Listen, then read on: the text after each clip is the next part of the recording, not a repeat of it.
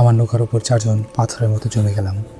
টর্চের আলোয় দেখলাম সুমনের বড়শিতে যে মাছটা বেঁধেছে ওটার কোনো আঁশ নেই, বরং টকটকে লাল মানুষের চামড়া চিরে বেরিয়ে এসেছে একজোড়া জ্বলন্ত চোখ। সবচেয়ে ব্যবহারের ব্যাপার হলো মাছটা সুমনের গলার স্বরে ফিসফিস করে বলল, সুমু, জালটা আর একটু গভীরে ফেলবি না? অথচ সুমন তখন আমার পাশেই ভয় কাঁপছিল। আসসালামু আলাইকুম, কেমন আছেন সবাই? আশা করি ভালো আছেন। আপনাদের সবাইকে স্বাগতম ভয়ের স্টেশনে। রাত যত গভীর হয় কিছু অদ্ভুত ঘটনা ততই যেন সামনে আসতে শুরু করে। এমন কিছু ঘটনা আছে যেগুলো শুনলে মনে হবে এটা কি সত্যি হতে পারে, কিন্তু যতই সময় যায় ততই মনে হয় হয়তো পৃথিবীতে এমন অনেক কিছু আছে যার ব্যাখ্যা আমরা কখনো জানি। আজকের ঘটনাটাও ঠিক তেমন এক অদ্ভুত এবং অস্বস্তিকর ঘটনা। তার আগে ছোট্ট একটা কথা, যদি এই ধরনের রহস্যময় এবং ভয়ঙ্কর ঘটনা শুনতে ভালো লাগে তাহলে এখনই ভয়েস স্টেশন চ্যানেলটিকে সাবস্ক্রাইব করে রাখুন। আর আপনার নিজের জীবনে ঘটে যাওয়া কোনো অদ্ভুত বা ভয়ঙ্কর ঘটনা থাকলে আমাদের শেয়ার করতে পারেন, পাঠাতে পারেন আমাদের ইমেল অ্যাড্রেসে। আমাদের ইমেল অ্যাড্রেস voidstationstory@gmail.com। তো চলুন আর দেরি না করে শুরু করা যাক আজকের ঘটনা।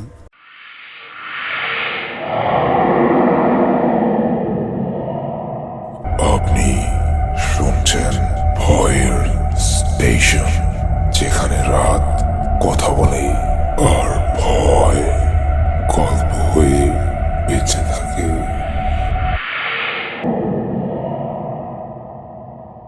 আসসালামু আলাইকুম, আমি রনি। আজ থেকে ঠিক 3 বছর আগে আমরা 4 বন্ধু মিলে যে অভিজ্ঞতার ভেতর দিয়ে গিয়েছিলাম তা ভাবলে আজও আমার হাত পা বরফ হয়ে আসে। আমরা 4 জন, আমি, সুমন, ফাহিম আর সায়েম, ছোটোবেলার বন্ধু। তখন শীতের শুরু, চারদিকে হালকা কুয়াশা। আমরা গিয়েছিলাম ফাহিমের গ্রামের বাড়ি, বিলের একদম ধারেই ওদের আদি নিবাসে।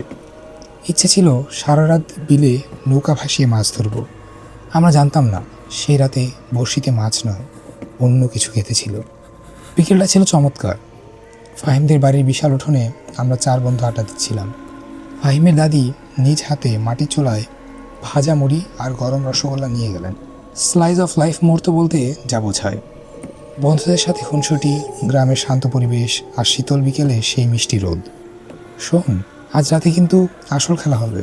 সুমন কাপড় দিয়ে একটা রসগোল্লা শেষ করে বলল, সুমন আমাদের মধ্যে সবচেয়ে পাকা মাছ শিকারী, ওর কাছে দামি সব বড়শি আর সুতো আছে। সায়েম একটু ভীতু প্রকৃতির, সে কুণ্ঠিত স্বরে বলল, বিলে যাবি ঠিক আছে, কিন্তু বেশি রাত করা কি ঠিক হবে?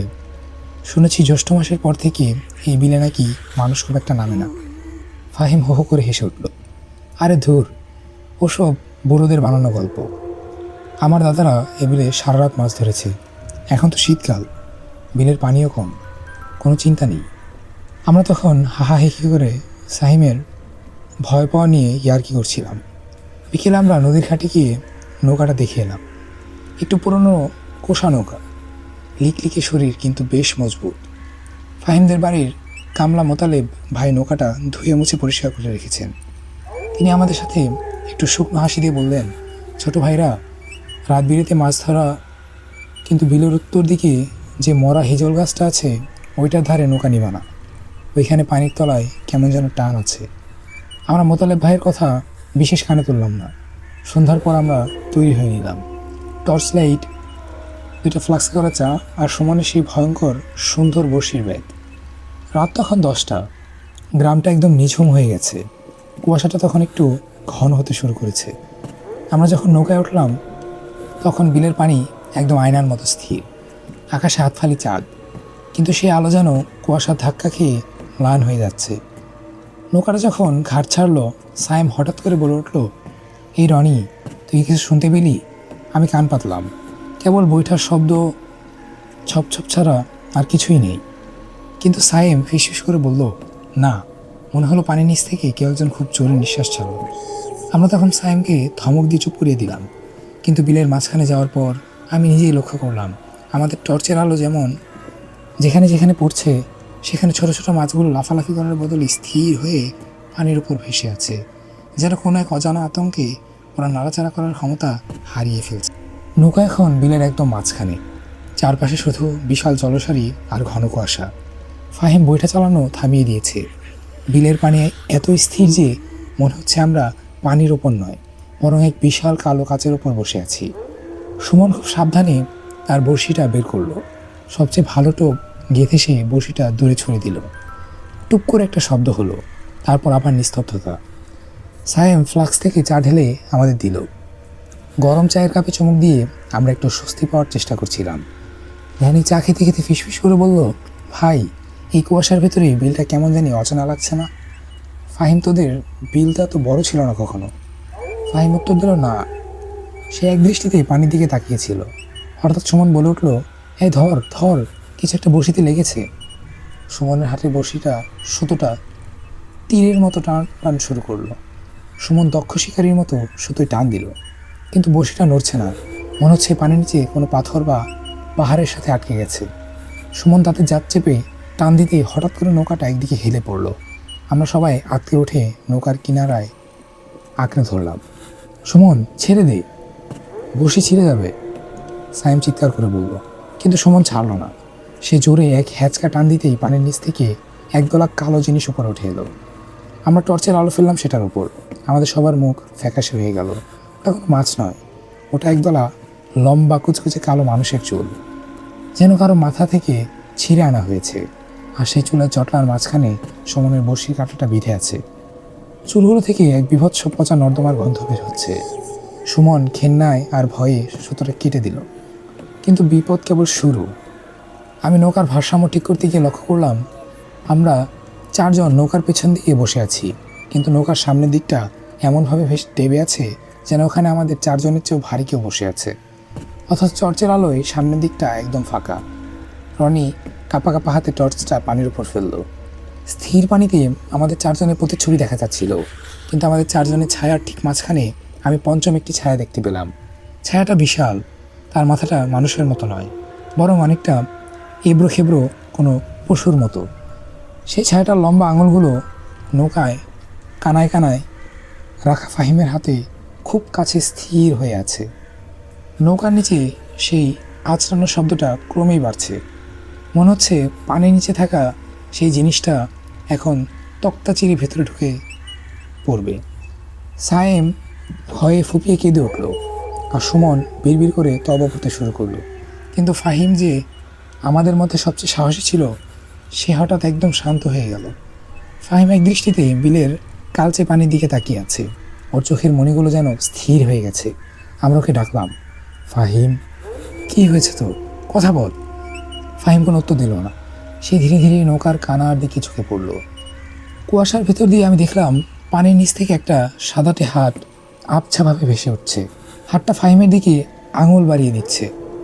হঠাৎ বিলের সেই নিস্তব্ধতা চিরিয়ে একটা কণ্ঠস্বর ভেসে এলো। কণ্ঠস্বরটা আসছে ঠিক নৌকার তলা থেকে, এক মায়াবী করুণ সুর। ফাহিম, খোকা, আয় আমার কাছে আয়, অনেক রাত হয়েছে, তোর জন্য আমি ভাত বেড়ে বসে আছি। সায়েম চিৎকার করে উঠল, ফাহিম, দিস না, ওদিকে তাকাস না, তোর মা তো সেই 5 বছর আগে মারা গেছেন। কিন্তু ফাহিম তখন আমাদের চেনা ফাহিম নেই।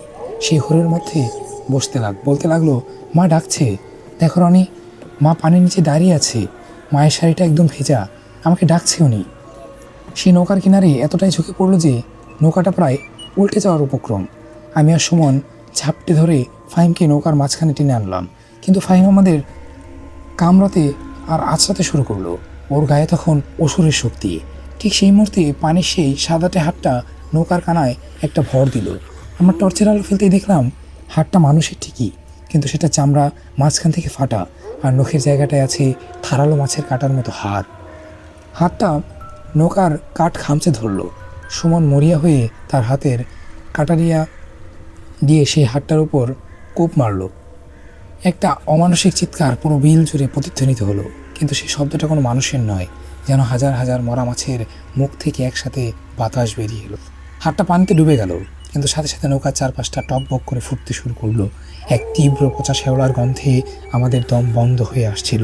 আমি টর্চের আলো পানির উপর ঘোরাতেই দেখলাম বিলের চারপাশ থেকে হাজার হাজার মরা মাছ ভেসে উঠেছে, আর প্রতিটা মাছের চোখ থেকে লাল রক্ত গড়িয়ে পড়ছে।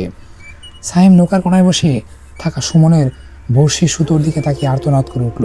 সুতোটা এখন আর পানিতে নেই, ওটা সাপের মতো এঁকে বেঁকে সুমনের পায়ের দিকে এগিয়ে আসছে। আর কুয়াশার ওপাশ থেকে সেই মরা হিজল গাছটা ধীরে ধীরে আমাদের নৌকার দিকে এগিয়ে আসতে লাগলো, যেন গাছটা নিজের পানির উপর দিয়ে হেঁটে আসছে আমাদের ধরতে। সাহেব ফিসফিস করে বলল, রনি, নৌকায় আমরা 4 জন না 5 জন আছি। ঠিক সেই মুহূর্তে তলা থেকে একটা শব্দ এলো, যেন কেউ একজন পানির নিচ থেকে নখ দিয়ে নৌকার তক্তাগুলো আঁচড়াচ্ছে। ক্যাচ ক্যাচ ক্যাচ। আর কুয়াশার আড়ালে থেকে সুমনের বড়শি সেই ছিঁড়ে যাওয়া সুতোটা আবার পানির উপর খাড়া হয়ে ভেসে উঠল, যেন অদৃশ্য কেউ একজন বড়শিটা আবার আমাদের দিকে ঠেলে দিচ্ছে। হিজল গাছটা যখন আমাদের নৌকার একদম কাছে চলে এলো, আমরা দেখলাম ওটা শুধু একটা গাছ নয়, ওটা শেকড়গুলোর সাথে জড়িয়ে আছে মানুষের জীর্ণ কঙ্কাল আর পচা শাড়ির টুকরো। গাছটার ডালগুলোতে যেন লম্বা লম্বা হাতের মতো আমাদের দিকে নেমে আসছে। সুমন তখন দিশেহারা হয়ে নৌকার তলায় রাখা জালের দলাটা বের করে সজোরে ছুঁড়ে মারল সেই গাছটার দিকে। কিন্তু জালের ফাঁসে গাছটা আটকালো না, বরং জালটা যখন পানির নিচে গেল, মনে হলো কেউ একজন নিচ থেকে ওটা টেনে ধরলো। নৌকাটা এক পাশে কাজ হয়ে গেল। ফাহিম তখনও ঘরের মধ্যে বিড়বিড় করছে, মা আসছে, মা আসছে। ঠিক তখনই সেই পঞ্চম ছায়াটা, যেটা তখন নৌকার সামনের দিকে অদৃশ্য হয়ে বসেছিল, সেটা হঠাৎ স্পষ্ট হলো। কুয়াশার ভেতরে এক প্রকাণ্ড অবয়ব, যার কোনো চোখ নেই, কেবল একটা বিশাল হা করা ক্ষত। সে ফাহিমের দিকে হাত বাড়ালো। সাইম তখন প্রাণের মায়ায় তার হাতে থাকা গরম চায়ের ফ্লাক্সটা সেই ছায়ার দিকে ছুঁড়ে মারল। গরম চা আর কাচের টুকরো সেই সত্তার গায়ে লাগতেই এক বিকট আর্তনাতে পুরো বিল কেঁপে উঠল। সেই সুযোগে আমি আর সুমন বৈঠা দিয়ে সাধ্যমতো নৌকার ভারসাম্য ধরে রাখার চেষ্টা করলাম, কিন্তু হঠাৎ এক তীব্র টানে নৌকাটা উল্টে গেল। আমরা সবাই হিমাঙ্কের নিচে সেই বরফ শীতল পানিতে নেমে পড়লাম। পানির নিচে আমি এক মুহূর্তের জন্য চোখ মেললাম। টর্চের আলো তখনও চলছিল।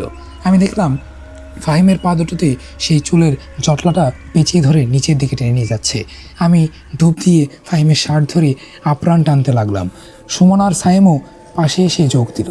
আমাদের 3 জনের মিলিত শক্তিতে ফাহিমকে সেই অদৃশ্য বাঁধন থেকে আমরা মুক্ত করতে পারলাম।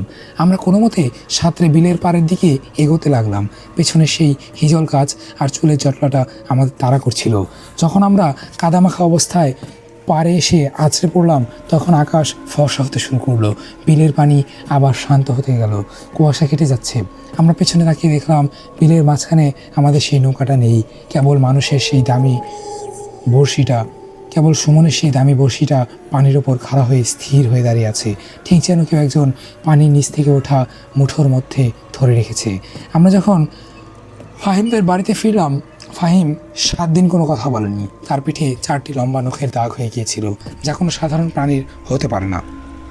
গ্রাম ছেড়ে আমরা যখন শহরে ফিরে এলাম, ভেবেছিলাম সব শেষ, কিন্তু শেষ হয়নি।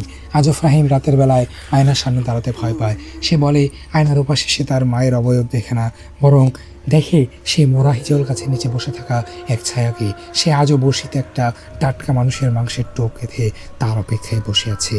আর সায়েম, সে আজও রাতে ঘুমের ঘরে বিড়বিড় করে বলে মাছটা বড়শিতে বিঁধেছে, এবার তোলার পালা। আমরা 4 বন্ধু আজও মাঝে মধ্যে দেখা করি, কিন্তু কেউ কোনো দিন আর মাছ ধরার কথা তুলিনি, কারণ আমরা জানি সেই রাতে আমরা মাছ ধরতে যাইনি, বরং বিলে সেই প্রাচীন ক্ষুধা আমাদের শিকার করতে এসেছিল। এই ঘটনাটা এখানেই শেষ, কিন্তু সত্যি বলতে এমন অনেক ঘটনা আছে যেগুলো শুনলে মনে হয় বাস্তব আর অজানার মাঝখানে কোথাও একটা অদ্ভুত সীমারেখা আছে। আপনাদের কাছে এই ঘটনাটা কেমন লেগেছে অবশ্যই কমেন্টে জানাবেন। ভালো লাগলেও জানাবেন, আর যদি মনে হয় ঘটনাটা আরও অদ্ভুত ছিল সেটাও লিখে জানাবেন। আর যদি কখনও ভয়েস স্টেশন সাবস্ক্রাইব না করে থাকেন, তাহলে অবশ্যই করে নিন। আপনারা আপনাদের ঘটনাগুলো পাঠিয়ে দিতে পারেন আমাদের ইমেল অ্যাড্রেসে। আমাদের ইমেল অ্যাড্রেস voidstationstory@gmail.com। তো চলুন কথা না বাড়িয়ে চলে যায় আমাদের পরবর্তী ঘটনাতে। আসসালামু আলাইকুম, আমি অয়ন। পেশায় একজন ফ্রিল্যান্সার হওয়ার সুবাদে ল্যাপটপ আর ইন্টারনেটের দুনিয়াতে আমার দিনরাত কাটে। কিন্তু গত মাসে মাথার উপর কাজের চাপ আর শহরের একঘেয়েমি কাটাতে ব্যাগ গুছিয়ে বেরিয়ে পড়েছিলাম সিলেটের শ্রীমঙ্গল সীমান্তের সেই গহীন চা বাগানের দিকে। আমার ইচ্ছে ছিল একদম নির্জন কোনো জায়গায় কয়েকটা দিন কাটাবো, যেখানে কোনো আধুনিক যন্ত্রপাতির শব্দ থাকবে না। আমি জানতাম না সেই নির্জনতা আমার জীবনের সবচেয়ে বড় ভুল হয়ে যাচ্ছে। বিকেল ঠিক 4টা বাজে। সময়টা চমৎকার। পাহাড়ের খাঁজে খাঁজে মেঘেরা তখন লুকোচুরি খেলছে, আমি মেইন রোড থেকে অনেকটা ভেতরে ঢুকে পড়েছিলাম। উদ্দেশ্য ছিল পাহাড়ি ঝর্ণা খুঁজে বের করা, কিন্তু পাহাড়ে বিকেল আর সন্ধ্যার ব্যবধানটা খুব কম। দেখতে দেখতে চারপাশ কুয়াশায় ঢেকে গেল, আর আমি বুঝতে পারলাম আমি পথ হারিয়েছি। ঠিক যখন ভাবছিলাম আজ রাতটা হয়তো জিপের ভেতরে কাটাতে হবে, তখন কুয়াশার আড়াল থেকে আবছাভাবে ফুটে উঠল এক বিশাল কাঠের বাংলো। দোতলা সেই বাংলোটার রং ছিল নীল, তবে সেই নীল রং এখন শ্যাওলা আর নোনা ধরে ফ্যাকাশে হয়ে গেছে। বাংলোর চারপাশে বিশাল সব পুরনো ওক আর ঝাউ গাছ। আমি যখন গেটের সামনে পৌঁছালাম, ক্যাচ ক্যাচ শব্দে ভারী কাঠের দরজাটা খুলে গেল। ভেতর থেকে হ্যারিকেন হাতে এক বৃদ্ধ লোক বেরিয়ে এলো। পরনে পুরনো আমলের খাকি পোশাক আর মাথায় টুপি। সাহেব, পথ হারিয়েছেন বুঝি? বৃদ্ধের গলাটা ঠিক পাথর খসার মতো খসখসে। আমি একটু স্বস্তি পেয়ে বললাম, জি, শ্রীমঙ্গল ফিরতে চেয়েছিলাম, কিন্তু কুয়াশা এতটাই বেড়েছে যে কিছুই বুঝতে পারছি না। আজ রাতটা কি এখানে থাকা যাবে? বৃদ্ধ লোকটা ম্লান একটু হাসলেন। কেন যাবে না? মেহমান তো মেহমানের খুব পছন্দ করে। আমার নাম ইসমাইল, এই নীল বাংলোটার কেয়ারটেকার আমি। ভেতরে ঢুকে দেখলাম ঘরগুলো বিশাল। সিলিং থেকে পুরনো আমলের ঝাড়বাতি ঝুলছে, তবে তাতে কোনো ইলেকট্রিক বাল্ব নেই, সেগুলোতে মোমবাতি জ্বালানো। ড্রয়িং রুমের মাঝখানে একটা ফায়ার প্লেস, সেখানে আগুন জ্বলছে। ইসমাইল মিয়া আমার জন্য গরম চা আর বিস্কিট নিয়ে এলেন। আমরা আগুনের পাশে বসে গল্প শুরু করলাম। স্লাইস অফ লাইফ বলতে যা বোঝায়। বিদেশের কোনো পাহাড়ি গল্প, এই বাংলোর ইতিহাস। এই বাংলোটা ব্রিটিশ আমলের এক নীলকর সাহেব বানিয়েছিলেন। ইসমাইল মিয়া চা ঢালতে ঢালতে বললেন, সাহেব খুব শৌখিন ছিলেন। ওনার স্ত্রী এমিলি মেম সাহেব এই বাগান খুব ভালোবাসতেন। আমি চা খেতে খেতে লক্ষ্য করলাম ফায়ার প্লেসের আগুনের আলোয় ইসমাইল মিয়ার অবয়বটা দেয়ালে পড়ছে, কিন্তু অদ্ভুত ব্যাপার হলো মেঝেতে ওনার কোনো ছায়া পড়ছে না। আগুনের শিখাটা যখন ডানে বামে দুলছে, ইসমাইল মিয়ার শরীরটা কেমন যেন কাঁপছে, ঠিক যেন পানির ওপরে থাকা কোনো প্রতিবিম্ব। আমি ভাবলাম হয়তো আগুনের আলোর কারসাজি, কিন্তু ঠিক তখনই ঘরের কোনায় থাকা এক প্রাচীন পিয়ানো থেকে খুব ক্ষীণ একটা সুর ভেসে এলো। কেউ পিয়ানো বাজাচ্ছে না, কিন্তু একটি রিড নিজে থেকেই নিচে নেমে গেল। ইসমাইল মিয়া সেদিকে না তাকিয়ে খুব শান্ত গলায় বললেন, সাহেব চাটা শেষ করুন, ঠান্ডা হয়ে গেলে কিন্তু স্বাদ পাবেন না। আরেকটা কথা, রাতে যদি কোনো গানের শব্দ শোনেন তবে দরজা খুলবেন না। মেম সাহেবের যখন গান করেন তখন তিনি কারো ডিস্টার্ব পছন্দ করেন না। বাইরে তখন ছমছম করে বৃষ্টি শুরু হয়েছে। কুয়াশা আর বৃষ্টির সেই শব্দে বাংলোটা যেন এক আধীন নির্জনতায় ডুবে গেল। আমি আমার ঘরে যাওয়ার জন্য যখন সিঁড়ি দিয়ে উঠছি, তখন দেখলাম সিঁড়ির কাঠে একজোড়া ভেজা পায়ের ছাপ, যা সিঁড়ি বেয়ে উপরের দিকে উঠে গেছে। অথচ ওপরতলায় আমি ছাড়া আর কারো থাকার কথা ছিল না। বাংলোর দোতলার ঘরটা ছিল বিশাল। আসবাবপত্রগুলো সব সেগুন কাঠের, তাতে খোদাই করা নকশাগুলো অন্ধকারের ভেতরে কেমন যেন বিভৎস দেখাত। আমি বিছানায় শুয়ে জানালার বাইরে তাকিয়েছিলাম। বৃষ্টির শব্দ আর ঝাউ গাছের পাতায় বাতাসের শোষ শব্দ মিলে এক অদ্ভুত সঙ্গীত তৈরি হয়েছিল। হঠাৎ আমার তন্দ্রা ভেঙে গেল এক ধীর গতির শব্দে, টিক টিক টিক। আমি অবাক হয়ে তাকালাম। আমার ঘরে কোনো ঘড়ি নেই। শব্দটা আসছে নিচতলা ড্রয়িং রুম থেকে। ইসমাইল মিয়া বলেছিলেন সেই প্রাচীন দেয়াল ঘড়িটা বহু বছর ধরে বন্ধ। তাহলে এই শব্দটা আসছে কোথা থেকে? আমি বিছানা ছেড়ে উঠে দাঁড়ালাম। দরজাটা একটু ফাঁকা করে সিঁড়ির দিকে এগোলাম। নিচে ড্রয়িং রুমে কোনো আলো নেই, শুধু ফায়ার প্লেসের শেষ হয়ে আসা আগুনের একটা লালচে আভা ছড়ানো। ঠিক সেই সময় ঘড়িটার পেন্ডুলাম এক বিশাল শব্দে দুলে উঠল, ঠং ঠং ঠং। আমি শুনতে শুরু করলাম, একবার, দুবার, 5 বার, 10 বার, কিন্তু ঘড়িটা থামলো না। ঘড়িটা ঠিক ততবার বাজার পর থেমে গেল, ততটা বাজলো, অথচ কোনো ঘড়িতেই তো 13টা বাজার কথা নয়। সাথে সাথে নিচে ড্রয়িং রুম থেকে খসখস শব্দ ভেসে এলো। আমি সিঁড়ির বেলায় ধরে ঝুঁকে নিচে তাকালাম। যা দেখলাম তাতে আমার রক্ত হিম হয়ে গেল। অন্ধকারের ভিতরে আসবাবপত্রগুলো একা একাই নড়ছে। সেই ভারী সোফাগুলো মেঝে খসে সরে যাচ্ছে। ডাইনিং টেবিলের উপরের ফুলদানিটা নিচে থেকে উল্টে গেল। মনে হচ্ছে একদল অদৃশ্য মানুষ ঘরটা তছনছ করছে। ঠিক তখনই ফায়ারপ্লেসের পাশে রাখা সেই পুরনো আরাম কেদারাটা দুলতে শুরু করলো। আমি টর্চ লাইটের সুইচটা অন করে সেই কেদারার ওপর আলো ফেললাম। কেদারায় কেউ নেই, কিন্তু টর্চের আলোয় আমি দেখলাম কেদারাটা কোনসটা ডেবে আছে, ঠিক যেমন কেউ বসলে হয়। আর সেই শূন্য আসনের ঠিক ওপরেই বাতাসে একটা ধোঁয়াশে আকৃতি তৈরি হচ্ছে। কি ওখানে? আমি কাঁপা কাঁপা গলায় চিৎকার করলাম। উত্তর এলো না, বদলে নিচের ঘর থেকে একটা বুনো গন্ধ তীব্রভাবে নাকে এলো। পচা ফুল আর ভিজে মাটির এক ভ্যাপসা গন্ধ। হঠাৎ আমার পেছনে কারো নিঃশ্বাস শব্দ পেলাম। আমি ঝট করে ঘাড় ঘুরিয়ে তাকালাম। দেখলাম ইসমাইল মিয়া আমার ঠিক পেছনেই দাঁড়িয়ে আছেন। তার হাতে তখন সেই হারিকেনটা, কিন্তু আগুনের শিখাটা এখন রক্তবর্ণ লাল। তার চোখের মণি দুটো যেন কুয়াশার মতো সাদা হয়ে গেছে। তিনি ফিসফিস করে বললেন, সাহেব, ঘড়ির সময় শেষ হয়েছে। মেম সাহেব এখন তার রাতের সাজ শুরু করবেন। আপনি উপরে গিয়ে দরজা বন্ধ করে দিন। ড্রয়িং রুমে এখন জমদূতরা ডিনার করবে। ইসমাইল মিয়ার কথা শেষ হতে না হতেই ড্রয়িং রুমের সেই দেয়াল ঘড়িটা আবার চলতে শুরু করলো। তবে এবার কাঁটাগুলো সোজা নয়, বরং উল্টো দিকে ঘুরছে। যতবার কাঁটাটা পেছনে ঘুরছে, বাংলোর ভেতরটা যেন তত বেশি পুরনো হয়ে যাচ্ছে। দেয়ালের শেওড়াগুলো অদৃশ্য হয়ে নতুন পালিশ করা কাঠের দেয়ালে বেরিয়ে আসছে। আমি ভয় পেয়ে নিজের ঘরে ঢুকে দরজা বন্ধ করে দিলাম। কিন্তু বন্ধ দরজার ওপাশ থেকে আমি স্পষ্ট শুনতে পেলাম এক মহিলার খিলখিল হাসির শব্দ। সেই হাসির মাঝে কেউ একজন আমার দরজায় খুব মৃদু করে নখ দিয়ে আঁচড় কাটছে আর ফিসফিস করে বলছে, এমিলিকে কি ভুলে গেলে? এমিলি কিন্তু তোমার ঘরেই আছে। আমি ভয়ে বিছানার কোণায় সিটিয়ে বসে রইলাম। ঘরের ভেতরটা হঠাৎ বরফের মতো ঠান্ডা হতে শুরু করলো, আর আমি অনুভব করলাম আমার চাদরের নিচে কেউ একজন জ্যান্ত মানুষের মতো নড়াচড়া করছে। চাদরের নিচে সেই নড়াচড়াটা হঠাৎ থেমে গেল। আমি এক লাফে বিছানা থেকে নেমে ঘরের কোণায় গিয়ে দাঁড়ালাম। বাইরে তখন ঝড়ো বাতাস আর বৃষ্টির তাণ্ডব। জানালার কাচের ওপর আবার শব্দ হলো, ঠক ঠক ঠক। কেউ যেন আঙুলের গিট দিয়ে খুব সাবধানে কড়া নাড়ছে। আমি কাঁপা কাঁপা হাতে জানালার পর্দাটা সরালাম। বাইরে বৃষ্টির ঝাপটায় অন্ধকারটা এখন ধূসর দেখাচ্ছে। জানালার ঠিক ওপাশে বাতাসের তোড়ে দুলতে থাকা এক বিশাল এক গাছের নিচে এক নারী দাঁড়িয়ে আছেন। তার পরনে 1920 সালের ঢঙের এক সাদা রঙের লম্বা গ্রাউন। বৃষ্টি ছাপটায় তার চুলগুলো মুখের উপর লেপ্টে আছে, কিন্তু তার চামড়াটা অস্বাভাবিক রকম সাদা, ঠিক যেন শ্বেত পাথরের তৈরি। মেম সাহেব, এমিলি। তিনি কোনো কথা বললেন না, কেবল হাত বাড়িয়ে বাগান পেরিয়ে কুয়াশায় ঢাকা সেই পরিত্যক্ত কুয়োর দিকে ইশারা করছেন। তার চোখের কুটুরগুলো অন্ধকার, কিন্তু আমি অনুভব করলাম তিনি আমার দিকেই তাকিয়ে আছেন। হঠাৎ তিনি তার এক হাত দিয়ে জানালার কাছে কিছু একটা লিখলেন। কুয়াশা আর বাষ্প জমে থাকা কাজটার ওপর ফুটে উঠেছে একটি নাম, ইমিলি। আমি ঘোরের মাথায় জানালার ছিটকিরিটা খুলতে গেলাম। কেন জানি মনে হচ্ছিল তিনি আমাকে কোনো বিপদ থেকে বাঁচাতে চাইছেন। কিন্তু যেই আমি হাত বাড়িয়েছি, অমনি আমার কাঁধের ওপর একটা শক্ত হাতের চাপ অনুভব করলাম। হাতটা এত গরম যে আমার মনে হলো চামড়া পুড়ে যাচ্ছে।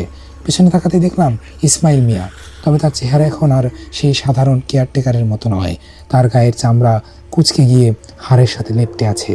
সাহেব, জানালার পাশে যা দেখছেন ওটা মেম সাহেব না। ইসমাইল মিয়ার গলাটা এখন কর্কশ বাতাসের মতো শোনায়। ওটা মেম সাহেবের সেই কান্না, যা এই বাগান থেকে কোনোদিনও যায়নি। আপনি যদি এই কুয়াশার দিকে পা বাড়ান, তবে কাল সকালে আপনাকে আর খুঁজে পাওয়া যাবে না। আমি ভয় পেয়ে ইসমাইল মিয়াকে ধাক্কা দিয়ে সরিয়ে দিতে চাইলাম, কিন্তু স্পর্শ করতেই আমার হাতটা যেন ধোয়ার ভেতর দিয়ে গেল। ইসমাইল মিয়া হাসলেন। সেই হাসিতে কোনো শব্দ নেই, কেবল পাংশুটে ঠোঁটের বিচিত্র এক নড়াচড়া। ঠিক তখনই কোট দিক থেকে এক গম্ভীর প্রতিধ্বনি ভেসে এলো। কুয়াশা চিরে সেই শব্দটা বাংলোর দেয়ালে দেয়ালে ধাক্কা খাচ্ছিল। অয়ন, অয়ন, নিচে আয়, এমিলি তোর জন্য অপেক্ষা করছে। আমি স্তব্ধ হয়ে গেলাম। আমার নাম এই পরিত্যক্ত বাংলোর কুয়ো কীভাবে জানলো? মেম সাহেব এমিলি তখন কুয়োর পাশে দাঁড়িয়ে আছেন। তিনি হঠাৎ তার দুই হাত দিয়ে নিজের মুখটা ঢাকলেন এবং আর্তনাদ করে কুয়োর ভেতরে ঝাঁপ দিলেন। কিন্তু ঝাঁপ দেওয়ার পর পানির কোনো ছলাৎ শব্দ হলো না, বরং পুরো বাংলোটা একবার কেঁপে উঠল। ইসমাইল মিয়া আমার কানের কাছে ফিসফিস করে বললেন, মেম সাহেব আপনাকে ডাকছেন সাহেব। আপনি যেতে না চাইলে তিনি নিজেই আপনার কাছে আসবেন। দেয়ালগুলো থেকে সাবধান থাকবেন সাহেব। আমি সিঁড়ি দিয়ে নিচে নামার চেষ্টা করলাম, কিন্তু দেখলাম সিঁড়িগুলো এখন আর নিচতলার দিকে যাচ্ছে না। প্রতিটি ধাপ আমাকে বারবার সেই একই করিডোরে ফিরিয়ে আনছে। নীল বাংলোটা যেন এক গোলকধাঁধায় পরিণত হয়েছে, আর কুয়োর গভীর থেকে আসা সেই ডাকটা এখন আমার ঘরের দেয়ালের ভেতর থেকে ভেসে আসছে। রাতে সেই বৃষ্টি এখন থেমে গেছে, কিন্তু গাছের পাতা থেকে টুপটুপ করে জল পড়ার শব্দটা নিস্তব্ধতাকে আরও রহস্যময় করে তুলেছে। বাগানটা আগাছায় ভরে আছে। আমি সাবধানে পা ফেলে সেই পুরনো কুয়োর ধারে গিয়ে দাঁড়ালাম। কুয়োর চারপাশটা শ্যাওলা ধারা পাথরে বাঁধানো, আর তার উপর দিয়ে লতাগুচ্ছ সাপ খোপের মতো জড়িয়ে আছে। ইসমাইল মিয়া বলেছিলেন এই কুয়োর ধারে না আসতে, কিন্তু আমার ভেতরের কৌতূহল ভয়ের চেয়েও বড় হয়ে দেখা দিল। আমি কুয়োর ভেতরে উঁকি দিলাম। কুয়োর ভেতরটা ঘুটঘুটে অন্ধকার হওয়ার কথা ছিল, কিন্তু অদ্ভুত ব্যাপার হলো নিচে কোনো পানি নেই। তার বদলে কুয়োর তলাটা একটা বিশাল আয়নার মতো চকচকে, কাচের মতো। সূর্যের এক চিলতে আলো যখন সেই তলায় গিয়ে পড়লো, আমি সেখানে আমার প্রতিবিম্ব দেখতে চাইলাম, কিন্তু আয়নার ভেতরে আমি যা দেখলাম তাতে আমার চিৎকার গলার ভেতরে আটকে গেল। আয়নার ভেতরে আমার চেহারা নেই, সেখানে ফুটে উঠেছে মেম সাহেবের সেই ঘর যেখানে তিনি পিয়ানো বাজাতেন, আর সেই পিয়ানোর সামনে বসে আছেন এক নারী। তিনি ধীরে ধীরে মাথা ঘোরালেন। আয়নার সেই প্রতিবিম্বের মুখটা চামড়া খসা এক কঙ্কালের, যার চোখের কোটরে জ্যান্ত মানুষের মতো এক জোড়া নীল চোখ জলজল করছে। কঙ্কালটা হাত বাড়িয়ে আমাকে কুয়োর ভেতরে ডাকলো। ঠিক সেই সময় আমার পায়ের কাছে ঘাসের উপর চকচকে কিছু একটা নজরে এলো। আমি নিচে হয়ে সেটা কুড়িয়ে নিলাম। ওটা একটা সোনার লকেট। লকেটটা বেশ পুরনো, তার উপর লতাপাতার নকশা করা। আমি লকেটটা খুলতেই ভেতরে দুটো ছবি দেখতে পেলাম, একটা মেম সাহেব অ্যালিমির, আর অন্যটি এক দীর্ঘকার বা দীর্ঘদেহী সাহেবের। ছবির নিচে ছোট করে খোদাই করা ছিল এমিলি 1924। লোকটা স্পর্শ করার সাথে সাথে লকেটটা স্পর্শ করার সাথে সাথে আমার চারপাশটা অন্ধকার হয়ে এলো। কুয়াশা আবার ফিরে এলো, কিন্তু এবারের কুয়াশাটা স্বাভাবিক নয়। কুয়াশার ভেতর দিয়ে আমি দেখতে পেলাম 1924 সালের সেই নীল বাংলো। বাংলোটা সাজানো, দূরে সাহেব আর মেম সাহেবের হাসি খুশি মাখানো মুখ। হঠাৎ সাহেব মেম সাহেবকে ধরে সেই কুয়োর দিকে টেনে নিয়ে গেলেন। মেম সাহেব সেই করুণ আর্তনাদ আমার কান ঝাঁঝালো শব্দে বাজতে শুরু করলো। ইসমাইল, ইসমাইল, বাঁচাও আমাকে! আমি সংবিত ফিরে পেলাম ইসমাইল মিয়ার কর্কশ হাসিতে। তিনি কুয়োর অন্য পাশে দাঁড়িয়েছিলেন, তার হাতে একটা কোদাল। তিনি বললেন, লকেটটা পেয়েছেন সাহেব? ওটা ওনার খুব প্রিয় ছিল। সাহেব যখন ওনাকে কুয়োর ভেতরে জ্যান্ত পুঁতে ফেললেন, তখন ইসমাইল কিছুই করতে পারেনি। কিন্তু ইসমাইল তখন মেম সাহেবের হুকুম মানে। মেম সাহেবের লকেটটা ফেরত চান না সাহেব। তিনি চান যে হাত লকেটটা ধরেছে সেই হাতটাও কুয়োর ভেতরে থাকুক। আমি দেখলাম কুয়োটা সেই আয়নাটা ফেটে যাচ্ছে, এবং সেখান থেকে হাজার হাজার কালো হাত লতাপাতার মতো বেরিয়ে এসে আমার পা জাপটে ধরলো। লকেটটা আমার হাতে আগুনের মতো গরম হয়ে উঠল। আমি কুয়োর পার থেকে কোনো মতে নিজেকে ছাড়িয়ে দৌড়ে বাংলোর ভেতরে ঢুকে পড়লাম। বুকের ধকপকানি তখনও থামছে না। ভাবলাম আজই এই জায়গা ছেড়ে পালাতে হবে, কিন্তু বাংলোর প্রধান দরজাটা যখন ধাক্কা দিলাম, সেটা যেন পাথরের মতো জমে আছে। ইসমাইল মিয়া আমাকে ঠিক পেছনেই দাঁড়িয়ে আছেন। তার পরনে এখন সেই ধবধবে সাদা তালিমারা খাকি ইউনিফর্ম। পালাবেন কোথায় সাহেব? বাইরে তো এখন কালবৈশাখী তাণ্ডব চলছে। ইসমাইল মিয়া খুব স্বাভাবিক গলায় বললেন, যেন একটু আগেই তিনি আমাকে কুয়োর ধারে ভয় দেখাননি। আমি জানালার বাইরে তাকিয়ে দেখলাম মাত্র কয়েক সেকেন্ডের ব্যবধানে আকাশ কুচকুচে কালো হয়ে গেছে। বিশাল বিশাল গাছগুলো মর্মর শব্দে ভাঙছে। ইসমাইল মিয়া বিনয়ের সাথে বললেন, বড় মেম সাহেবের আজ বিশেষ ডিনারের আয়োজন করেছেন, আপনি আমাদের আজকের প্রধান মেহমান। ইসমাইল মিয়া আমাকে ডাইনিং হলের দিকে নিয়ে গেলেন। সেখানে এক বিশাল সেগুন কাঠের টেবিল সাজানো হয়েছে, রূপালী পাত্রে ধোয়া ওঠা খাবার, দামি কাচের গ্লাস, ঠিক যেন 1920 কোনো রাজকীয় ভোজ। টেবিলে 4টে চেয়ার পাতা, তার 3টে একদম ফাঁকা। আমাকে একটি চেয়ারে বসিয়ে দিয়ে ইসমাইল মিয়া মেঝের ওপর স্থির হয়ে দাঁড়িয়ে রইলেন। হঠাৎ ড্রয়িং রুমের সেই দেয়াল ঘড়িটা 13টায় কাটায় গিয়ে থামলো। সাথে সাথে পাশের চেয়ারটা নিজে নিজে একটু সরে গেল। প্লেট থেকে ছুরি আর কাঁটা চামচগুলো শূন্যে ভেসে উঠল। আমি দেখলাম একটি অদৃশ্য মানুষ যেন চেয়ারে বসে মাংসের টুকরো কাটছে। পরক্ষণেই আমার ডান পাশে চেয়ারে এসে বসলেন সেই সাদা গ্রাউন্ড পরা মেম সাহেবের এমিলি। তার শরীরটা পচা, তার শরীরে একটা পচা গন্ধ এবার এত তীব্র যে আমার বমি হওয়ার উপক্রম হলো। তিনি আমার দিকে মাথা ঘোরালেন। তার গলার ওপর গভীর এক ক্ষতচিহ্ন, যেন কেউ কুঠোর দিয়ে আঘাত করেছে। খাও সাহেব, এমিলির রান্না খুব ভালো। ইসমাইল মিয়া আমার প্লেটে এক টুকরো মাংস তুলে দিলেন। আমি যখন মাংসের টুকরোটা কাটতে গেলাম, দেখলাম ওটা কোনো পশুর মাংস নয়, ওটা কালচে রঙের মানুষের আঙুলের মতো কিছু একটা। আমি আতঙ্কে চিৎকার করে প্লেটটা সরিয়ে দিলাম। মেম সাহেব এমিলি তখন তার কঙ্কালসার হাত বাড়িয়ে আমার হাতের সেই সোনার লকেটটা চেপে ধরলেন। তার স্পর্শ বরফের চেয়েও ঠান্ডা ছিল। তিনি ফিসফিস করে বললেন, ইসমাইল মিথ্যা বলেছে অয়ন, ইসমাইল আমাকে বাঁচায়নি। ও সাহেবের সাথে মিলে আমাকে কুয়োর ভেতর ঠেলে দিয়েছিল। আজ রাতে ওর হিসাব হবে, আর তুমি হবে সেই হিসাবের সাক্ষী। হঠাৎ টেবিলের উপরের মোমবাতিগুলো নীল হয়ে চলে উঠল। ইসমাইল মিয়ার মুখটা ভয়ে নীল হয়ে গেল। তিনি পেছাতে চাইলেন, কিন্তু মেম সাহেব সেই অদৃশ্য অতিথির এবার ইসমাইল মিয়াকে ঘিরে ধরল। ডাইনিং টেবিলের ওপর সাজানো সেই সুন্দর খাবারগুলো চোখের পলকে পোকা আর জ্যান্ত সাপে পরিণত হলো। ডাইনিং হলের সেই নীল মোমবাতির আলোয় ইসমাইল মিয়ার চেহারা বদলে যেতে লাগলো। তার খাকি পোশাকটা খসে পড়লো আর চামড়া ফেটে বের হতে লাগলো কালচে ধোয়া। তিনি আর বৃদ্ধ কেয়ারটেকার নন, তিনি এক বিভৎস ছায়ার রূপ নিলেন। তার লম্বা হাতগুলো ডাইনিং টেবিলের উপর দিয়ে সাপের মতো তেড়ে এলো আমার দিকে। সাহেবকে আমিই মেরেছি, তোকেও আমিই মারব। ইসমাইল মিয়ার চিৎকারটা পুরো বাংলোর কাজগুলো চুরমার করে দিল। কিন্তু মেম সাহেব এমিলি তখন উঠে দাঁড়িয়েছেন। তার সেই সাদা গ্রাউন্ডটা এখন রক্তে লাল হয়ে যাচ্ছে। তিনি এক অমানসিক আর্তনাদ করে বললেন, আমার নীল বাংলোর দেয়ালগুলো কাঁপতে শুরু করবে, দেয়ালগুলোর প্লাস্টারগুলো খসে পড়বে, আর সেই ফাটলগুলো থেকে বেরিয়ে আসবে আমার প্রতিশোধের আগুন। মেম সাহেব আমার হাত ধরলেন। তার স্পর্শে আমার মনে হলো আমি হিমাঙ্কের নিচে কোনো এক গর্তে পড়ে গিয়েছি। তিনি দেয়ালের একটি বিশেষ আলমারির দিকে ইঙ্গিত করলেন। দেয়ালটা নিচে থেকেই সরে গেল, আর সেখানে দেখা গেল এক অন্ধকার সিঁড়ি যা নিচের দিকে নেমে গেছে। যাও অয়ন, পালাও। ইসমাইল এই বাংলোর মাটিকে অভিশপ্ত করে রেখেছে। কুয়ো দিয়ে বের হওয়ার পথ নেই, তোমাকে এই সুড়ঙ্গ দিয়েই যেতে হবে।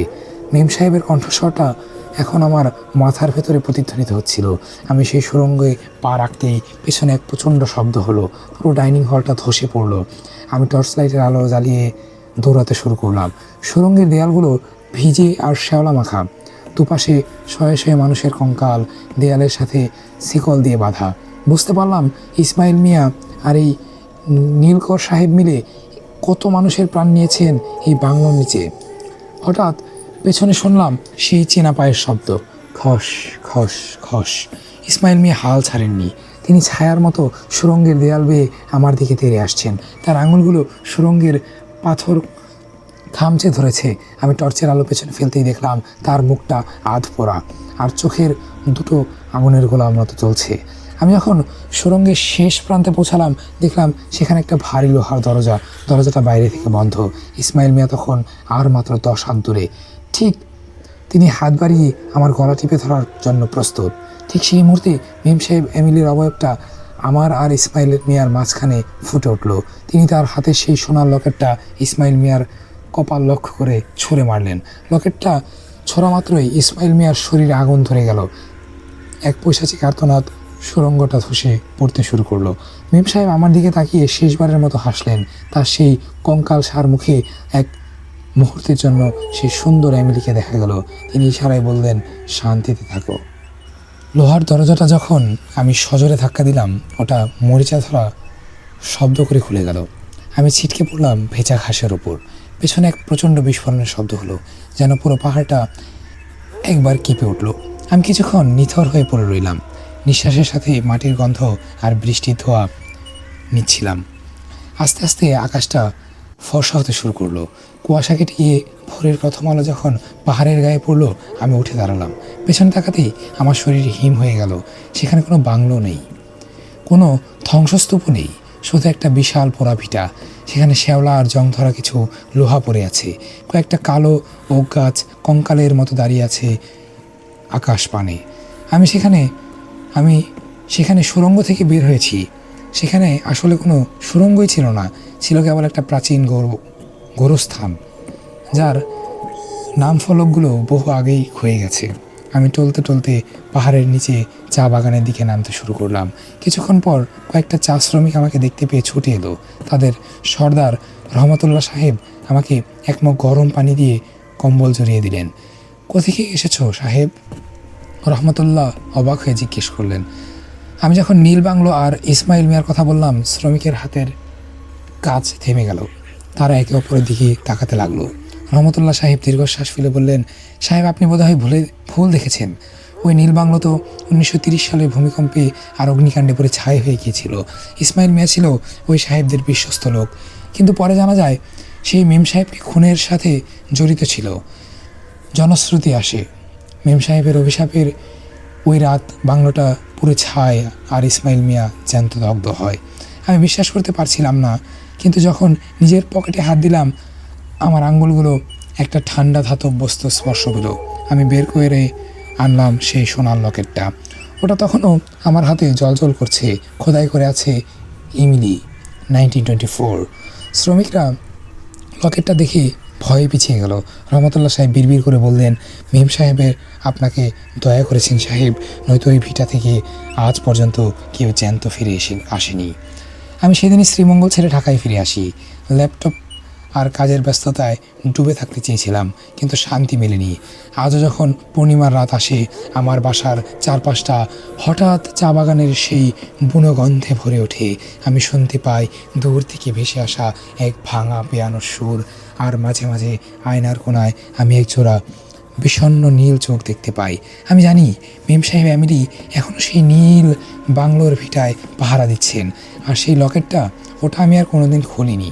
ওটা আমার ড্রয়ারের গভীরে রাখা আছে, কারণ আমি জানি ওটা খুলে ফেললে হয়তো ইসমাইল মিয়ার সেই 13টা বাজার শব্দটা আবার আমার ঘরের দেয়ালে কম্পিত হতে শুরু করবে। শয়তানি কোনোদিন পুরোপুরি মরে না, ওটা ছায়া হয়ে পাহাড়ের ভাঁজে লুকিয়ে থাকে। মানুষের মায়া আর বিশ্বাসী কেবল সেই ছায়াকে দূরে রাখতে পারে। ভালো থাকবেন সবাই, আল্লাহ হাফেজ। কিছু ঘটনা শুনলে মনে হয় হয়তো এটা কাকতালীয়, কিন্তু কিছু ঘটনা এমন হয় যেগুলো কাকতালীয় বলেও এড়িয়ে যাওয়া যায় না। একটু আগে যে ঘটনাটা শুনলেন সেটা হয়তো ঠিক এমনই কিছু। আপনার কাছে ঘটনাটি কেমন লেগেছে অবশ্যই জানাবেন। আর যদি এই ধরনের অজানা এবং রহস্যময় ঘটনা শুনতে ভালো লাগে, তাহলে ভয়েস স্টেশন চ্যানেলটিকে সাবস্ক্রাইব করে রাখবেন। আর আপনার নিজের জীবনে ঘটে যাওয়া কোনো অদ্ভুত ঘটনা থাকলে আমাদের ইমেলে পাঠাতে পারেন। আমাদের ইমেল অ্যাড্রেস voidstationstory@gmail.com। তো চলুন আর কথা না বাড়িয়ে আমরা আমাদের পরবর্তী ঘটনায় প্রবেশ করি।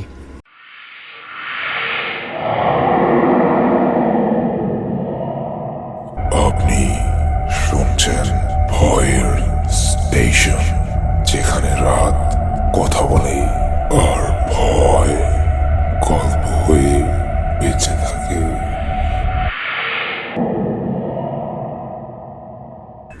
আমি নীলু। দীর্ঘ 10 বছর পর আজ আমাদের গ্রামের সেই পুরনো পিত্তির বাড়িতে ফিরেছি। বিদেশের যান্ত্রিক জীবন আর পড়াশোনার চাপ শেষ করে যখন ঢাকা বিমানবন্দরে নামলাম, তখন মনে হয়েছিল নিজের শেকড়ে ফিরে যাচ্ছি। কিন্তু বাড়ির জং ধরা সদর দরজাটা ঠেলে ভেতরে ঢুকতেই এক অদ্ভুত শীতলতা আমাকে জাপটে ধরল। আমাদের এই বাড়িটা মফস্বল শহরের একদম শেষ প্রান্তে, যেখানে লোকালয় শেষ হয়, ঘন বাগান শুরু হয়েছে। বিশাল সব পুরনো আম গাছ আর কাঁঠাল গাছ বাড়িটাকে এমনভাবে ঘিরে রেখেছে যে দুপুরবেলাও সূর্যের আলো ঠিকমতো আঙিনায় পৌঁছাতে পারে না। বাবা মার যাওয়ার পর মা এই বিশাল বাড়িতে একদম একা হয়ে পড়েছিল। আমি বারবার চেয়েছিলাম মাকে শহরে নিয়ে যেতে, কিন্তু মা সবসময় অস্পষ্ট স্বরে বলতেন এই বাড়ি ছেড়ে গেলে তিনি রাগ করবেন। তখন ভেবেছিলাম মা হয়তো একাকিত্বের কারণে বাবার স্মৃতি আঁকড়ে ধরে থাকতে চান। কিন্তু আজ মাকে দেখার পর আমার সব ধারণা ওলটপালট হয়ে গেল। মা অনেক বেশি রোগা হয়ে গেছেন। তার গায়ের রং ফ্যাকাশে সাদা আর চোখের নিচে গাঢ় কালচে দাগ। কিন্তু সময়ের অদ্ভুত বিষয় হলো, মায়ের চোখের মণি দুটো আগে সেগুলো ছিল বাদামি, কিন্তু এখন কেন জানি মনে হয় সেগুলো একদম কুচকুচে কালো, যার ভেতর কোনো গভীরতা নেই। বাড়িতে ঢোকার পর প্রথম কয়েক ঘন্টা বেশ স্বাভাবিক ছিল। মা আমার প্রিয় ভাপা পিঠা আর গরুর মাংসের ঝাল ভুনা রান্না করেছিলেন। আমরা ডাইনিং টেবিলে বসে অনেক কথা বললাম, এক চমৎকার মুহূর্ত কাটালাম। মা আমার বিদেশের গল্প শুনলেন, আমার বিয়ের পরিকল্পনায় কথা বললেন। কিন্তু সারাটা সময় আমি লক্ষ্য করলাম মায়ের নজর বারবার পাশের ড্রয়িং রুমের কোনায় রাখা সেই বিশাল সেগুন কাঠের আয়নাটা দিকে যাচ্ছে। ওটা আমার নানির আমলের আয়না, প্রায় 7 ফুট লম্বা, কারুকাজ করা ভারী কাঠের ফ্রেম।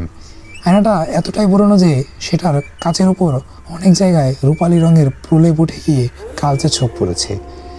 মা হঠাৎ কথা বলতে গিয়ে আয়নাটার দিকে তাকিয়ে ম্লান একটু হাসলেন, মনে হলো তিনি কাউকে ইশারা করছেন। আমি কিছুটা অস্বস্তি নিয়ে জিজ্ঞেস করলাম, মা ওই আয়নাটা এখনও বের করে রেখেছো কেন? ওটা তো অনেক পুরনো, দেখতেও কেমন যেন ভয়ঙ্কর লাগে।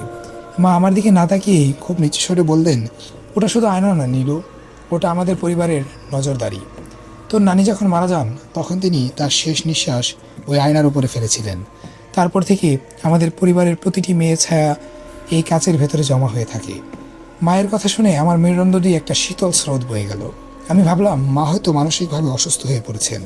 রাতে আমি যখন আমার পুরনো ঘরে শুতে গেলাম, আমার সারা বাড়ির নিস্তব্ধতা আমাকে ভয়ে পাইয়ে দিচ্ছিল। আমাদের এই বাড়িটা কাঠ আর ইটের সংমিশ্রণে তৈরি। বাতাসের ঝাপটায় কাঠের দেয়ালগুলো থেকে এক ধরনের বিচিত্র মর্মর শব্দ আসে। কিন্তু সেই শব্দের মাঝখানে আমি অন্য একটা শব্দ শুনতে পেলাম। শব্দটা অনেকটা এরকম যে কেন খস খস খস। মনে হলো কেউ একজন দেয়ালের উপরে খুব ধারালো নখ দিয়ে বিরামহীনভাবে কিছু আঁচড়াচ্ছে। শব্দটা আসছিল ঠিক ড্রয়িং রুমের সেই আয়নার দিক থেকে। আমি বিছানা থেকে উঠে খুব সন্তর্পণে ঘর থেকে বের হলাম। হাতে থাকা টর্চ লাইটটা জ্বালানোর সাহস পেলাম না। চাঁদের আবছা আলোয় দেখলাম মা ড্রয়িং রুমের সেই আয়নাটার সামনে দাঁড়িয়ে আছেন। তিনি একদম নিশ্চল, তার পরনে একটা সাদা ধবধবে শাড়ি। আয়নার সামনে গিয়ে তিনি নিজের চুলগুলো বাঁধন হারা করে দিয়েছেন। আমি অবাক হয়ে দেখলাম মা আয়নার দিকে তাকিয়ে কথা বলছেন না, বরং আয়নার ভেতরের প্রতিবিম্বতা বিড়বিড় করে কিছু একটা বলছে। আয়নার ভেতরে মায়ের যে ছায়া দেখা যাচ্ছে সেটা ঠোঁট নড়ছে, কিন্তু বাস্তবে মায়ের ঠোঁট একদম স্থির। হঠাৎ আয়নার ভেতরে সেই ছায়াটা তার হাতটা কাচের উপর রাখলো। ঠিক সেই মুহূর্তে আমি দেখলাম আয়নার কাচটা তরল পদার্থের মতো নড়ে উঠল এবং একটা কঙ্কালসার ফ্যাকাশে হাত কাঁচ ভেদ করে বেরিয়ে এলো, মায়ের কপালে হাত রাখলো। মা এক ধরনের পৈশাচিক সুখে চোখ বন্ধ করে বিড়বিড় করে বললেন, হ্যাঁ মা, নীলু এসেছে, ও বড় হয়েছে, ও এখন তোমার ভার নিতে পারবে। আমি ভয়ে চিৎকার করতে চাইলাম, কিন্তু আমার গলা দিয়ে কোনো শব্দ বের হলো না। আমি টলতে টলতে নিজের ঘরে ফিরে এসে দরজা বন্ধ করে দিলাম।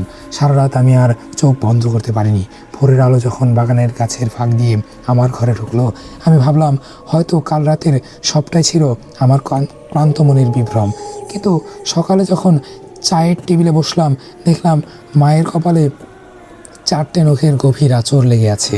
মা হাসি মুখে চা ঢালতে ঢালতে বললেন, নীলু, আজ এই 13ই সেপ্টেম্বর, আজ আমাদের বংশের সবচেয়ে গুরুত্বপূর্ণ দিন। আজ রাতে তোর নানি তোর কথা বলবেন। মায়ের সেই শান্ত গলার কথাগুলো আমাকে মনে করিয়ে দিল এই বাড়ি কোনো সাধারণ ভিটা নয়, এটি একটি জ্যান্ত কারাগার, আর আমি হয়তো এই কারাগারের পরবর্তী কয়েদি হতে যাচ্ছি। সকালে সেই চায়ের আড্ডার পর থেকে আমার মনের ভেতরে এক অস্থিরতা কাজ করছিল। মায়ের কপালে সেই আঁচড়গুলো দিনের আলোতেও স্পষ্ট দেখা যাচ্ছিল, কিন্তু মা সেটিকে এমনভাবে এড়িয়ে যাচ্ছিল যেন কিছুই হয়নি।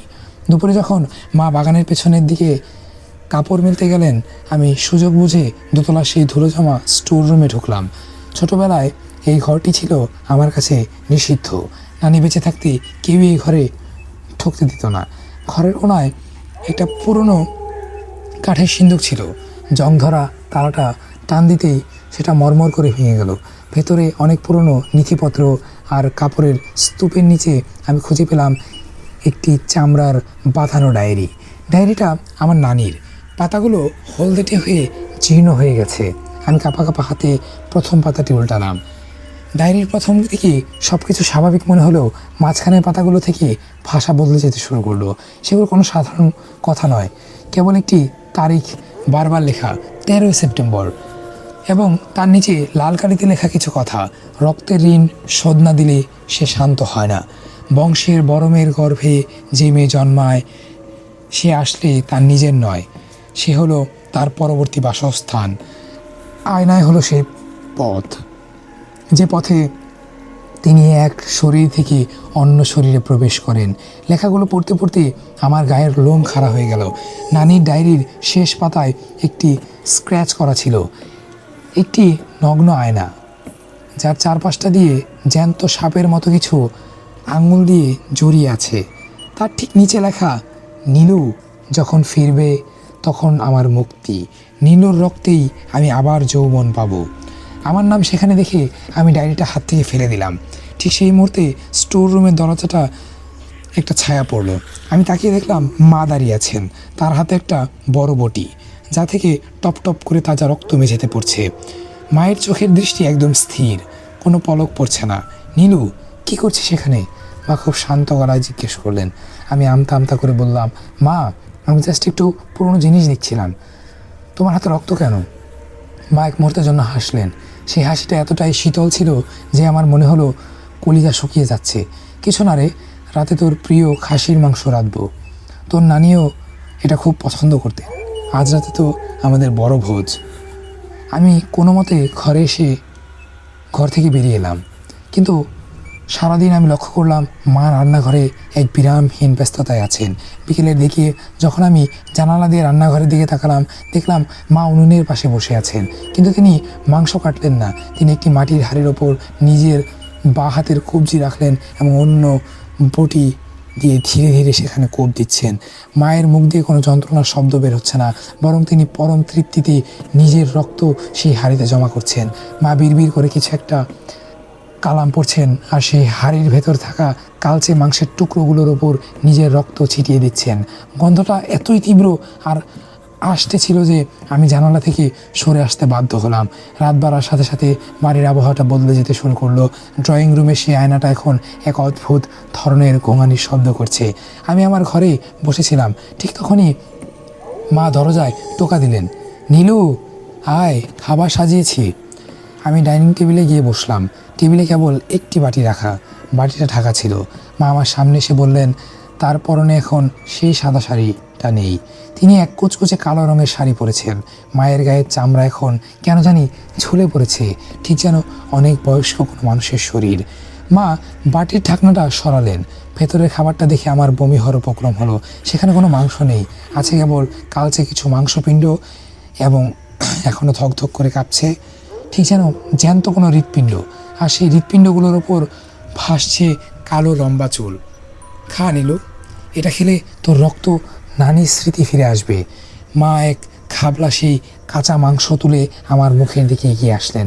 আমি চিৎকার করে টেবিল থেকে পিছিয়ে গেলাম। মা তখন আর মানুষের মতো কথা বললেন না, তার গলা দিয়ে নানির সেই চেনা কর্কশ স্বর বের হতে লাগলো। তিনি অট্টহাসি দিয়ে বললেন, আজ 13 তারিখ নীলু, আজ আয়নাটা খুলবে। তুই যাবি কোথায়? তোর শরীর তো আমারই তৈরি করা খাঁচা। হঠাৎ ড্রয়িং রুমে সেই আয়নাটা সশব্দে ফেটে গেল, কিন্তু কাচের টুকরোগুলো মেঝেতে পড়লো না, সেগুলো বাতাসের উপরে ভেসে বেড়াতে শুরু করলো। আর সেই ভাঙা আয়নাগুলোর ভেতর দিয়ে বেরিয়ে এলো এক প্রকাণ্ড কালো ছায়া, যার মুখটা অবিকল আমার নানির মতো। ছায়াটা ধীরে ধীরে ডাইনিং টেবিলের দিকে এগিয়ে আসতে লাগলো। আমি দেখলাম মায়ের শরীরটা ধীরে ধীরে কুঁচকে ছোট হয়ে যাচ্ছে এবং সেই ছায়াটা মায়ের শরীরের ভেতরে প্রবেশ করার চেষ্টা করছে। ডাইনিং টেবিলের ওপর সেই স্পন্দিত মাংসপিণ্ডগুলো আর মায়ের শরীরের সেই অদ্ভুত রূপান্তর দেখে আমি যখন দিকভ্রান্ত হয়ে ড্রয়িং রুমের দিকে দৌড়ে গেলাম, তখন দেখলাম ঘরটা আর আগের মতো নেই। ভাঙা আয়নার কাচের টুকরোগুলো বাতাসের উপর স্থির হয়ে ঝুলে আছে, ঠিক যেন সময় থমকে দাঁড়িয়েছে। সেই শূন্য আয়নার ফ্রেমের ভেতরে থেকে বেরিয়ে আসা কালো ধোঁয়াটা কুয়াশার মতো সারা ঘরে ছড়িয়ে পড়েছে। হঠাৎ দোতলায় সেই বন্ধ ঘরটি থেকে একটা প্রচণ্ড শব্দ এলো, ছনছন খটাস ঝনঝন। মনে হলো কেউ বিশাল এক ভারী লোহার শেকল টেনে দিয়েছে মেঝের ওপর দিয়ে। ওই ঘরটি আমার নানির শোবার ঘর ছিল, যা তার মৃত্যুর পর থেকে গত 5 বছর ধরে তালাবদ্ধ। মা সবসময় বলতেন ওই ঘরের চাবি হারিয়ে গেছে, কিন্তু আজ দেখলাম দরজাটা নিজে থেকেই ফাঁকা হয়ে আছে। আমি সিঁড়ি দিয়ে উপরে ওঠার সময় অনুভব করলাম সিঁড়ির ধাপগুলো যেন জ্যান্ত হয়ে উঠেছে। প্রতিটা ধাপে পা রাখতেই মনে হচ্ছিল আমি কোনো মানুষের হাড়ের ওপর পা দিচ্ছি। উপরের করিডোর পৌঁছাতেই এক তীব্র পচা শেওলার গন্ধ আমার নাকে এলো। নানির ঘরের দরজাটা এখন পুরোপুরি খোলা। আমি ধীর পায়ে ভেতরে ঢুকলাম। ঘরের মাঝখানে একটা পুরনো কাঠের দোলনা রাখা। দোলনাটায় কোনো বাতাস ছাড়াই তীব্র গতিতে চলছে, আর সেই দোলনার নিচে মেঝের দিকে তাকিয়ে আমার বুকটা থপ করে উঠল। মেঝের কাঠের উপর গভীর সব আঁচড় কাটা, মনে হচ্ছে কেউ বছরের পর বছর ধরে নখ দিয়ে আঁচড় কেটেছে। নানি, আমি বিড়বিড় করে ডাকলাম। হঠাৎ দোলনা থেমে গেল। সেকলের শব্দটা এখন একদম আমার কানের কাছে। আমি পেছনে ফিরতেই দেখলাম দেয়ালের এক কোণায় মা দাঁড়িয়ে আছেন, কিন্তু তার মুখটা এখন আর চেনা যাচ্ছে না। চামড়াগুলো ঝুলে পড়ে থুতনির নিচে জমা হয়েছে, আর তার হাতের আঙুলগুলো অস্বাভাবিক লম্বা হয়ে বেঁকে আছে। মা তার এক হাত দিয়ে নিজের গলার চামড়াটা টেনে ধরলেন। এক বীভৎস চিরে যাওয়ার শব্দ হলো এবং মায়ের গলার ভেতর থেকে নানির সেই কর্কশ কণ্ঠস্বর আরও স্পষ্ট হয়ে বেরিয়ে এলো। নীলু, তুই কি জানিস তোর নানি কেন মরেনি? এই বংশের মেয়েদের মৃত্যু হয় না রে, আমরা কেবল খোলস বদলাই। তোর মা এখন বুড়ো হয়ে গেছে, ওর শরীরটা আর আমার ভার সইতে পারছে না। আজ 13ই সেপ্টেম্বর, আজ আমি তোর শরীরের উষ্ণ রক্তে নিজের বাসা বাঁধবো। মা নাকি মায়ের শরীরের ভেতরে থাকা সেই সত্তা এক লাফে আমার সামনে চলে এলো। তার গায়ে তখন অলৌকিক শক্তি। তিনি আমার হাতটা ধরলেন। তার হাতের স্পর্শে মনে হলো কেউ আমার ধমনীতে ফুটন্ত তেল ঢেলে দিয়েছে। আমি যন্ত্রণায় চিৎকার করে উঠলাম, ছাড়ো আমাকে! না! তুমি কোথায় মা? তুমি কোথায়? তুমি কি দেখছো না তোমার সাথে কি হচ্ছে? আমি আর্তনাদ করলাম। মায়ের চোখে সেই কুচকুচে কালো মণি দুটোর ভেতরে এক মুহূর্তের জন্য আমার মায়ের অসহায় মুখটা ভেসে উঠল।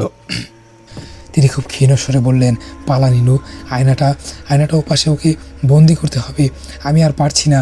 পরক্ষণেই নানি সেই অশুভ ছায়াটা আমার মায়ের নিমন্ত্রণ নিয়ে নিল। তিনি আমাকে ধাক্কা দিয়ে মেঝের উপর ফেলে দিলেন। আমার মাথাটা খাটের কোনায় লেগে ফেটে গেল। ঝাপসা চোখে আমি দেখলাম ঘরটা ধীরে ধীরে বদলে যাচ্ছে। দেয়ালের প্লাস্টারগুলো খসে পড়ছে, আর সেখান থেকে জ্যান্ত মানুষের চুল বেরিয়ে আসছে। সেই চুলগুলো সাপের মতো কিলবিল করতে শুরু করছে এবং আমার দিকে এগিয়ে আসছে আমাকে বেঁধে ফেলার জন্য। আমি অনুভব করলাম আমার শরীরের শক্তি কমে আসছে। ঠিক তখনই আমি লক্ষ্য করলাম করিডোরের সেই ভাঙা আয়নায় একটা বড় টুকরো নানির ঘরের দরজার কাছে পড়ে আছে। সেই কাচের ওপর যখন আমার রক্তমাখা হাতের প্রতিবিম্ব পড়ল, আয়নাটা আবার সেই নীল আলো ছড়াতে শুরু করলো। নানির ছায়াটা তখন যন্ত্রণায় কুঁকড়ে গেল।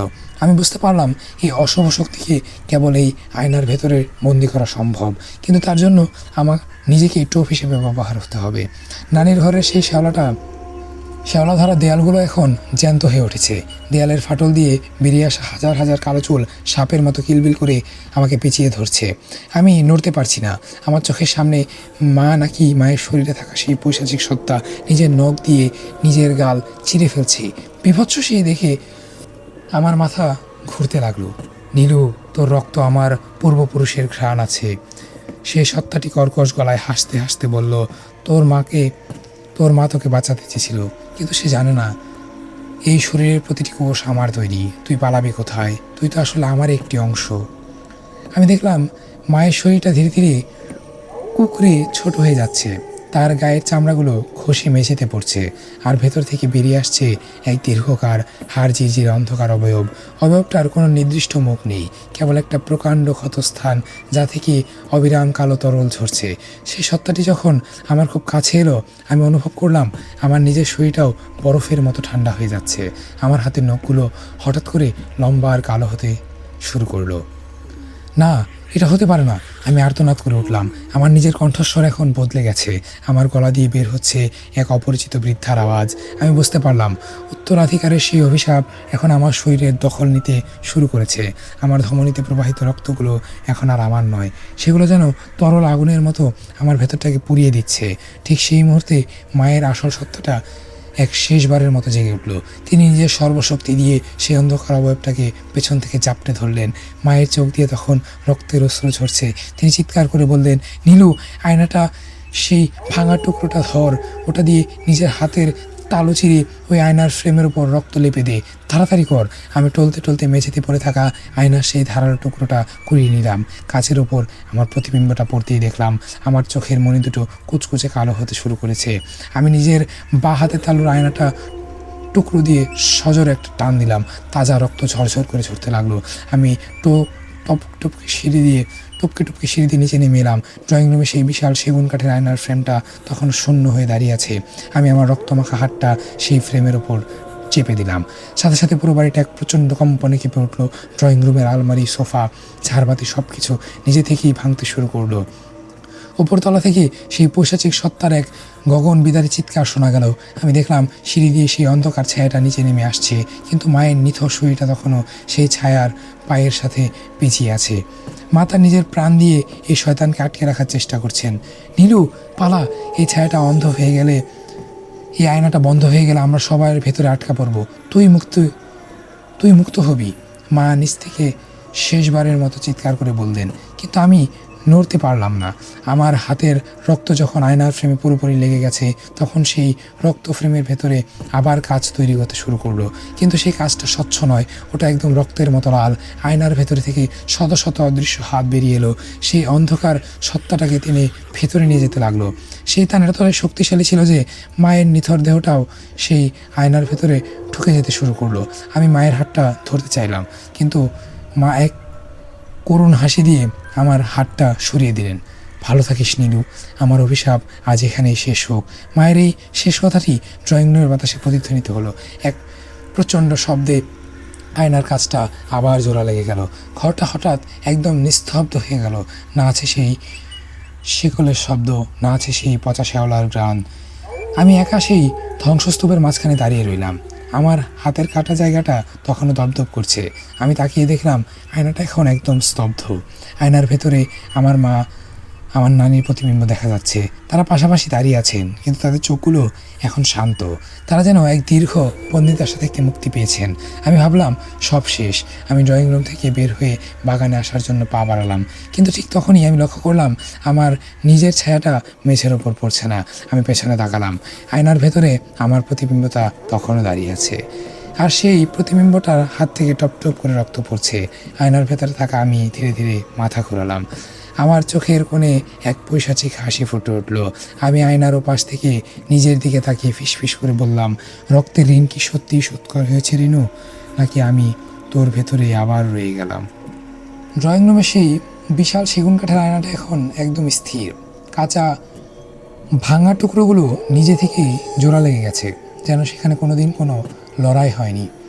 বইয়ের ঝড়ো বাতাস থেকে থেমে গিয়ে এক অস্বাভাবিক নিস্তব্ধতা নেমে এসেছে পুরো পিতৃত্ব ভিটায়।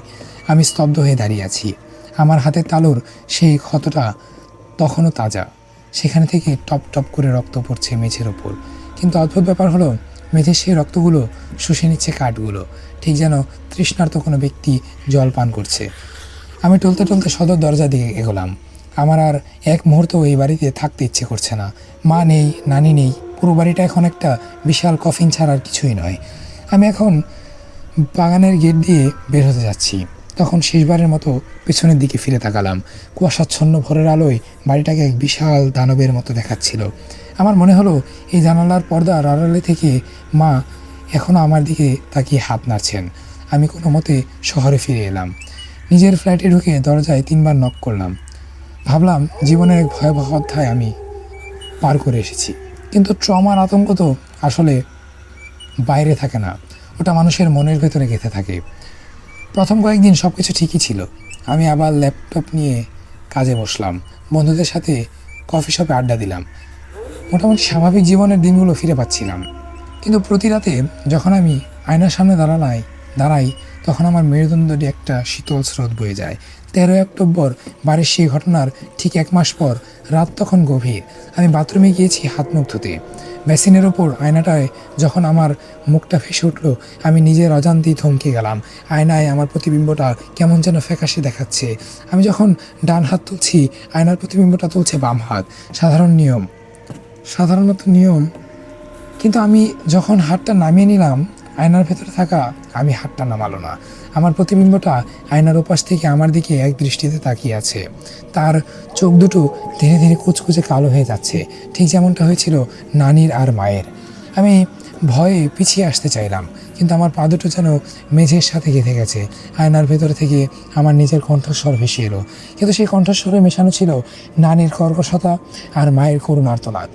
নীলু, তুই কি ভেবেছিস তুই পালিয়ে গেছিস? উত্তরাধিকারী তো পাসপোর্টে থাকে না রে, ওটা তো রক্ত। তুই যেখানেই যাবি আয়না সেখানেই থাকবে। হঠাৎ আয়নার কাজটা তরল হতে লাগলো। ভেতর থেকে মায়ের সেই রক্তমাখা হাত বেরিয়ে এসে আমার কপালে হাত রাখলো, ঠিক সেই জায়গাটাতে যেখানে মায়ের কপালে হাত রেখেছিল নানি। আমি যন্ত্রণায় চিৎকার করে উঠলাম, কিন্তু আমার গলা দিয়ে কোনো শব্দ বের হলো না। আমি অনুভব করলাম আমার স্মৃতিগুলো ধীরে ধীরে মুছে যাচ্ছে। আমার জায়গায় জেঁকে বসেছে এক শতাব্দী পুরনো ক্ষুধা। আমি বাথরুম থেকে বেরিয়ে ড্রয়িং রুমে এলাম। আমার ফ্ল্যাটের প্রতিটি কাচের আসবাবে এখন আমার মা আর নানির ছায়া দেখা যাচ্ছে। তারা আমার দিকে তাকিয়ে হাসছেন। আমি ধীরে ধীরে পায়ে আলমারির সেই বড় আয়নাটার সামনে গিয়ে দাঁড়ালাম। আমি আর আয়নাটা ভেঙে ফেলার চেষ্টা করলাম না, বরং আমি পরম মমতায় আয়নার উপর হাত বুলিয়ে বললাম, খাও মা, নীরু বড় হয়েছে, ও এখন তোমার ভার নিতে পারবে। আমি নিজের ড্রয়ার থেকে একটা ধারালো কাচের টুকরো বের করলাম। আমার হাতের তালুটা আবার চিরে ফেললাম। আয়নার ওপর রক্ত লেপে দিতে দিতে আমি এক পৈশাচিক সুখে চোখ বন্ধ করলাম। আমি বুঝতে পারলাম আমার মা আসলে মারা যাননি, তিনি এখন আমার ভেতরে। আর আমার নানি, তিনি তো এখন আমার প্রতিটি নিঃশ্বাসে। পরদিন সকালে আমার এক বন্ধু বাসায় এলে কলিং বেল টিপলে আমি দরজা খুললাম। সে আমার দিকে তাকিয়ে অবাক হয়ে বলল, নীলু, তোর চোখের মণিগুলো এখন কালো হয়ে গেল কেন? আর তোর গায়ের চামড়া তো ফ্যাকাশে কেন? আমি হাসলাম। সেই হাসিটা আমার নয়, সেটি ছিল এক আদিম উত্তরাধিকারের। আমি খুব শান্ত গলায় বললাম, ভেতরের আয় বন্ধু, আয়নার সামনে বস, চা খাবি? আজ 13 তারিখ, আজ আমাদের বাড়িতে বড় ভোজ হবে। বন্ধুটা আমার চোখের দিকে তাকিয়ে শিউরে উঠল। সে জানতো না যে নীরু নামক মেয়েটি সেই গ্রামের ভিটাতেই মারা গেছে। এখন যে তার সামনে দাঁড়িয়ে আছে, সে কেবল এক রক্তমাখা বংশের চলমান ইতিহাস। উত্তরাধিকার সম্পন্ন হয়েছে, এবার নতুন শিকারের পালা। আজকে সব ঘটনা এখানেই শেষ হচ্ছে, কিন্তু হয়তো এখন আপনার মনে হচ্ছে অনেক কিছু হয়তো ঘটতে বাকি। আপনাদের কাছে আজকে ঘটনাটা কেমন লেগেছে অবশ্যই কমেন্টে জানাবেন। ভালো লাগলো জানাবেন, আর যদি ভালো না লাগে তাও জানাবেন। এখন আরও অজানা এবং রহস্যময় ঘটনা শুনতে এখনই ভয়েস স্টেশন চ্যানেলটিকে সাবস্ক্রাইব করে রাখুন এবং বেল আইকনটিতে চাপ দিয়ে রাখুন। আর আপনার জীবনে যদি এমন কোনো ঘটনা ঘটে থাকে যেগুলো খুবই অদ্ভুত বা ভয়ঙ্কর, তাহলে শেয়ার করতে পারেন আমাদের জিমেল অ্যাড্রেস voidstationstory@gmail.com। আবার দেখা হবে নতুন কোনো অজানা ঘটনা নিয়ে, শুধুমাত্র ভয়েড স্টেশন।